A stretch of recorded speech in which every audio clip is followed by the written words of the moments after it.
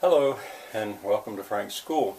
Let's see, this is the 23rd day of Advent. We only have two left. The day after tomorrow is Christmas. Don't let the harp scare you. I'm not going to embarrass myself too badly with the harp. The hymn that I want to deal with today is called "What Child Is This?" And of course it's all over YouTube. You could find it in many places. My cat and dog now are engaged in play. Anyway, well, before I go on to this, though, yesterday I was talking about the word asleep when I was talking about the language itself and how it came from, it was once at sleep. Well, above, about, across, around.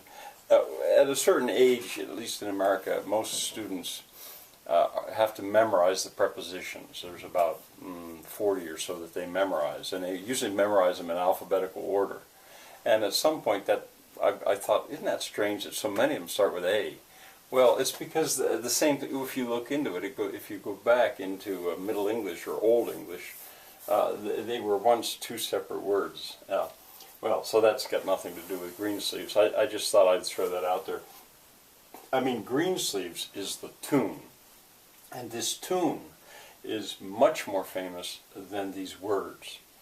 This tune has been used for many things. Alas, my love, you do me wrong to cast me off discourteously. You know, this stuff is worth researching if it piques your curiosity. To go look at this. It is an English song, and it's around 1580. I had read somewhere, I didn't see it this morning when I was researching it, but I had read somewhere that Queen Elizabeth I danced to it. It was a dance tune. I also had once read that they used to play it as convicts approached the chopping block where they were going to be executed, or before they were hung, or whatever, the gallows. This music would be what they would hear.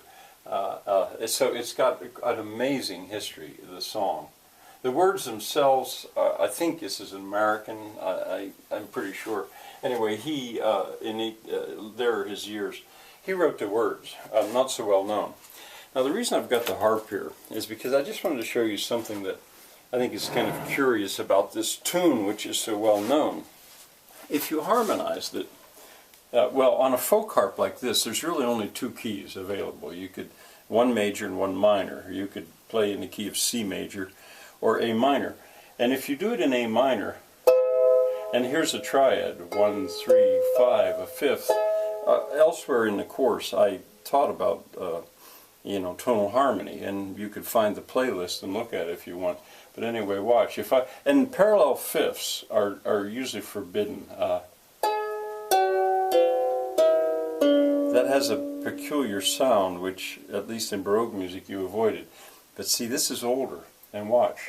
What child is this who laid to rest on Mary's lap is sleeping?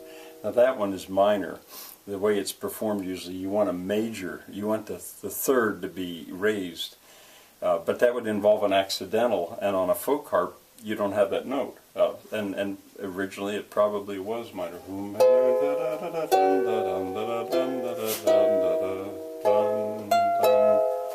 Anyway, kind of cool. I like this harp. I don't play it. I really don't. But I get it out now and then to teach with. Alright, now the words that I'm going to choose are these opening ones. What child is this who laid to rest on Mary's lap is sleeping? Whom angels greet with anthem sweet, while shepherds watch are keeping. What child is this who laid to rest on Mary's lap is sleeping? This is a feminine ending, but this is 4-3, 4-3. This is common verse. Whom angels greet with anthem sweet. We've got that internal rhyme, but still common verse, while shepherds watch are keeping. And of course it has to also be a feminine ending in order to rhyme correctly. Very, very common. It's called common verse. There's another name for it too. Common, well. But anyway, it's a very, very common form of poetry, at least in English, and I imagine in German too. Well, anyway, I think it's punctuated wrong. That I punctuated it the way it was in this hymnal. I'm back to the to this Lutheran hymnal, and yeah, you might even be interested in seeing its birth. It's actually the last hymn in the Christmas section of this hymnal, and I say it's punctuated wrong because this is not a sentence. That question mark suggests that there's a sentence. That's fine. But this is not a sentence. There's no independent clause here. This is a subordinate clause. So, let me see. I guess I know this well enough I can just diagram it. Now, again, I haven't diagrammed this before. And I thought about it a little bit. But let's see what happens here. What child is this who laid to rest on Mary's lap is sleeping? Well, this is what I thought about. What child? This is child. What child? Now, this is what child? There would be the simple subject. But I guess it maybe doesn't matter that much. You could do it the other way around. Let me try this. Child. Yeah, child. What child?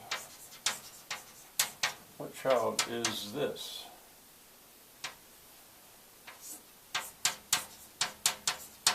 What child is this? I'm not actually sure. It would seem more natural to do it like this, but what child is this? The word "what" is an interrogative adjective. It's not a pronoun here. It's an interrogative adjective, and it forms a question. I'm not actually sure which way. You know, when you've got this is called, I think it's called a copula in English. I think English grammar, which is different, would not call this a linking verb. They would call this, I think they call it copula.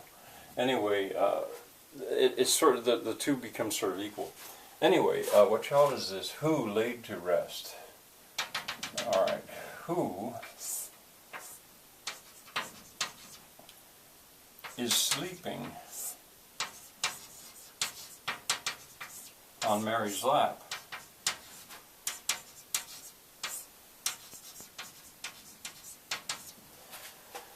What child is this who's sleeping on Mary's lap and who laid to rest? Now there's a past participle,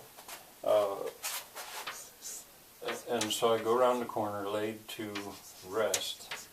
In order to rest or to his rest, either way you would diagram it the same way. Who laid to rest, modifying who, the child.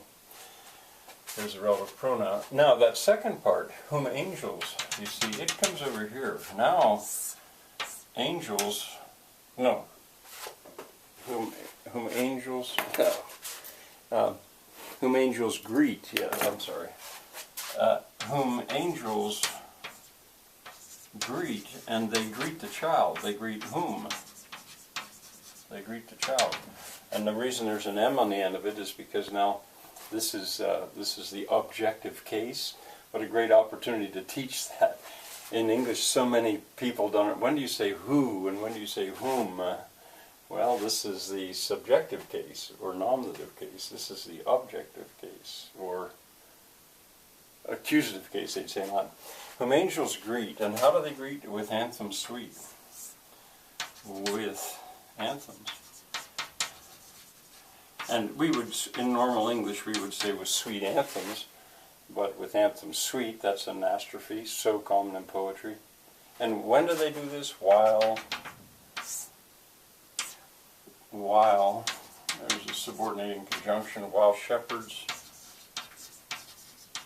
watch, are keeping. Now once again here we've got an anastrophe, they are keeping, it goes there, watch. Well, let's try this. What child is this who, laid to rest, on Mary's lap is sleeping, whom angels greet with anthems sweet while shepherds watch or keeping. Yeah, that's it.